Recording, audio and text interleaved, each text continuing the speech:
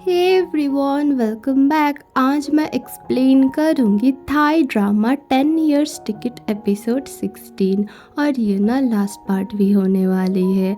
I know मैं बहुत ही ज़्यादा लेट हो गई हूँ, बहुत दिनों से वीडियो नहीं आई है। एक्चुअली मेरी ना तबीयत ख़राब थी, मतलब ठीक हो रही थी फिर से तबीयत बिगड़ रही थी, ऐसा हो रहा था। और ना कॉलेज से भी बहुत ज़्यादा प्रेशर आ रहा है क्योंकि इंटरनल एग्ज़ाम है, फिर हमारा सेमेस्टर है और साथ में ढेर सारा हमें प्रोजेक्ट भी मिला है। तो इस बीच थोड़ा सा टाइम निकाल के मैं ये वीडियो कर रही हूँ।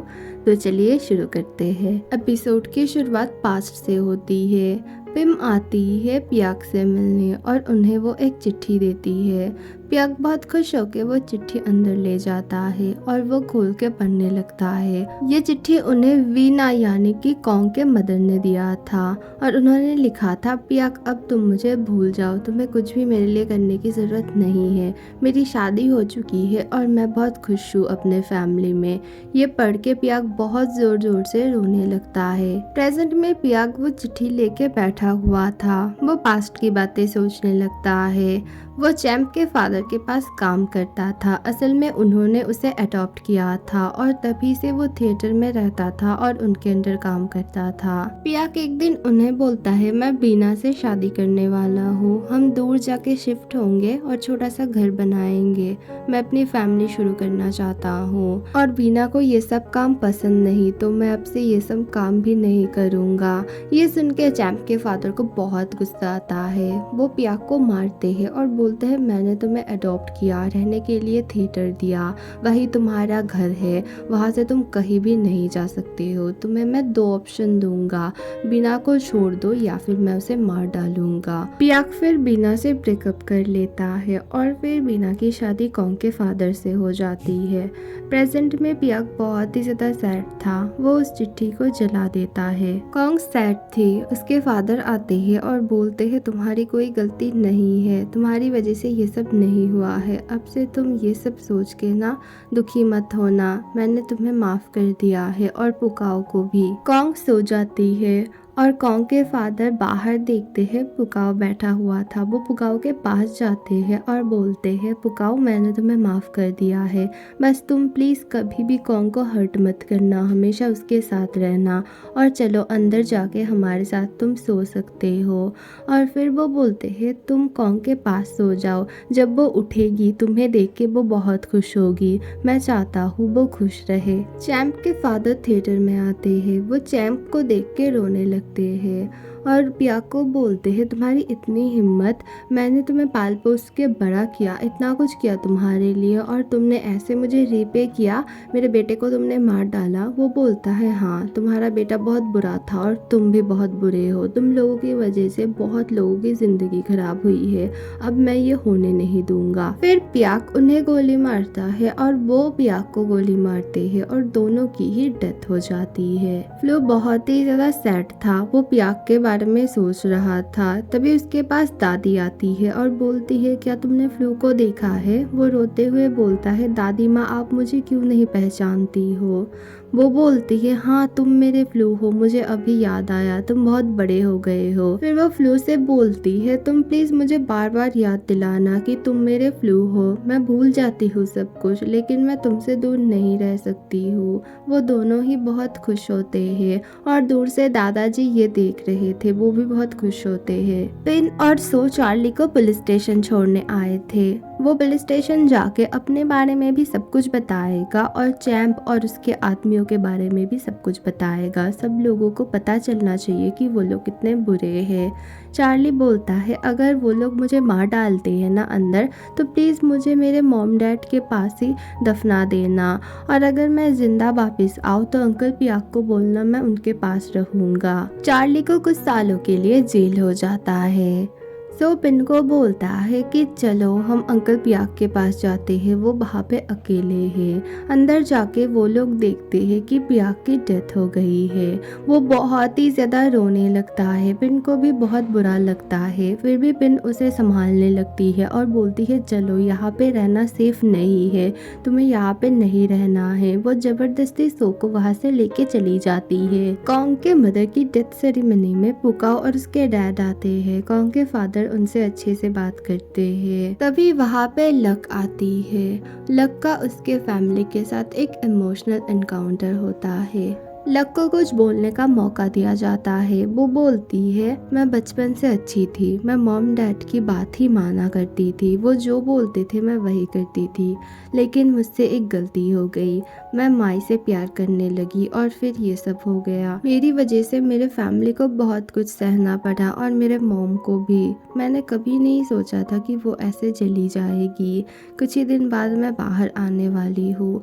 हमने सोचा था हम अच्छे से अपनी फैमिली के साथ रहेंगे, लेकिन मॉम हमें छोड़ के चली गई। उसकी बातें सुन के सब लोग बहुत ही ज्यादा इमोशनल हो जाते हैं। पुकाओ की मदर घर में अकेली थी। उन्होंने पिन को मिलने बुलाया था। वो पिन को बोलती है, मैं तुम्हारी दी गई बुक को लौटाना चाहती हूँ, मुझे इसकी जरूरत नहीं है। मैं पुकाओ और उसके डैड के साथ रहने वाली हूँ। मैं उन दोनों से बहुत प्यार करती हूँ, तुमसे अब मैं प्यार नहीं करती हूँ। पिन बोलती है, अच्छा है, तुम अपनी नई शुरुआत कर रही हो, लेकिन मैं चाहती हूँ ये बुक तुम्हारे पास ही रहे। और हाँ, पुकाओ और उसके डैड के साथ बहुत अच्छे से रहना। वो वहाँ से चली जाती है। पिन बाहर जाके रोने लगती है। पिन के लिए सो वेट कर रहा था। वो पिन को बोलता है, मैं ये सबसे बहुत परेशान हो गया हूँ, मुझे बहुत याद आती है अंकल पिया की, मैं कुछ दिनों के लिए आपके साथ रहना चाहता हूँ, बहुत दूर। वो बोलती है, ठीक है, चलो मेरे साथ। दादाजी बोलते हैं, मैं चाहता हूँ बीना के लिए हम एक मूवी दिखाए लास्ट टाइम, जहाँ पे हमारी फैमिली एक साथ हो। सब लोग मान जाते हैं। पुकाओ, कॉन्ग, लुक्सो और फ्लू एक साथ थे। कॉन्ग बोलती है, मुझे बहुत ज्यादा याद आती थी जब हम छोटे थे, एक साथ रहा करते थे। मैं सोचती थी शायद कभी भी हम एक साथ नहीं हो पाएंगे। आज हम लोग एक साथ थे और प्लीज तुम लोग मुझसे प्रॉमिस करो कि हम हमेशा एक ही साथ रहेंगे। सब लोग प्रॉमिस करते हैं और वो लोग अच्छा टाइम स्पेंड करते हैं। स्टोरी शिफ्ट होती है 5 महीने बाद। नुइंग और पुकाओ अभी बहुत अच्छे दोस्त थे। नुइंग और लुक्सो भी बहुत अच्छे दोस्त थे, लेकिन लड़ाई भी बहुत होती थी उन दोनों में। नुइंग की मॉम हर रोज लुक्सो और नुइंग को घर छोड़ा करती थी स्कूल से। लुक्सो के डैड बहुत ही ज्यादा वेट कर रहे थे नुइंग की मॉम के लिए। जब वो लोग आते हैं वो ऐसा दिखाते हैं वो तो वेट नहीं कर रहे थे।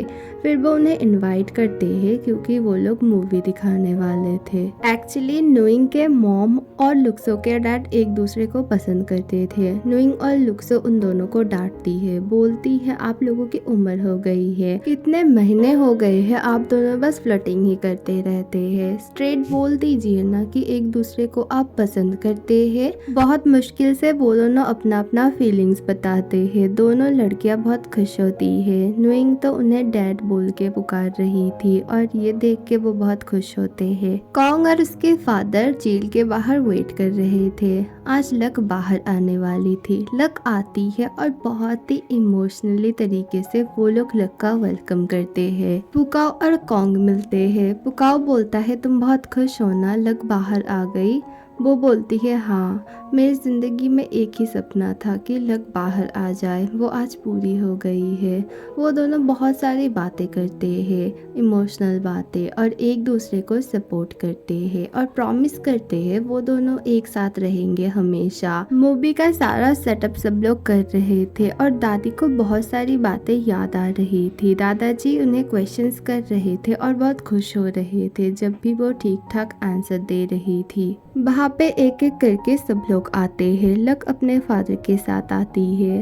पिन और सो भी आते हैं। पिन लक को वो वाला बक्सा लौटाती है और बोलती है, पियाक मेरे पास छोड़ के गया था।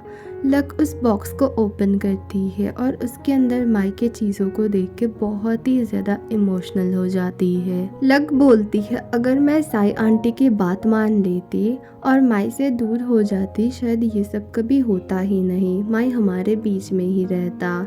सब लोग उसे संभालने लगते हैं और बोलते हैं, जो हुआ उसे छोड़ो, अभी फ्यूचर के लिए जियो। मूवी शुरू होती है। सब लोग मूवी देख रहे थे। कॉन्ग, पुकाओ, लुक्सो और फ्लू एक साथ बैठे हुए थे।